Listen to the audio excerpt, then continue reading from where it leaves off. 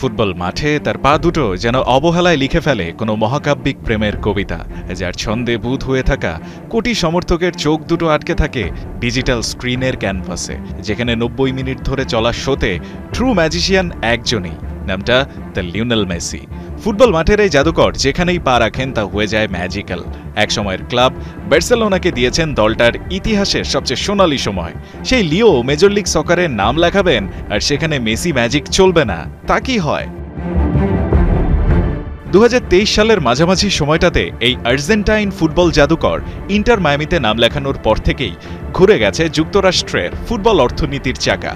Ticket বিক্রির পাশাপাশি বেড়েছে MLS এর আয়টাও। এবার জানা গেছে এই নিয়ে টানা 3 মৌসুম মেজর লিগ সকারের সর্বোচ্চ বিক্রি হওয়া জার্সির তালিকায় 1 নম্বরে আছেন মেসি, 2 নম্বরে আছেন তারই সতীর্থ লুইস সুয়ারেজ। তবে এ লিস্টে সেরা 20 থেকে চমক জাগিয়েছেন বাংলাদেশি বংশোদ্ভূত সুলিভান ব্রাদার্সের সবচেয়ে gifted footballer Cavan Sullivan. Philadelphia ইউনিয়নের 15 বছর বয়সী এই মিডফিল্ডার আছেন তালিকার 18 নম্বরে। এদিকে মেসি সুয়ারেজরা জার্সি বিক্রির শীর্ষে থাকলেও চলমান ক্লাব ওয়ার্ল্ড কাপে ইন্টার মায়ামির শুরুটা হয়নি ভালো। মিশরের ক্লাব আল আহলির সঙ্গে করেছে গোলশূন্য ড্র। তবে দল ছন্দে না থাকলেও গোলের দেখা না পাওয়া মেসি 7 বার শট নিয়ে বনে গেছেন এখন পর্যন্ত টুর্নামেন্টের সবচেয়ে বেশিবার গোলমুখে শট নেয়া প্লেয়ার।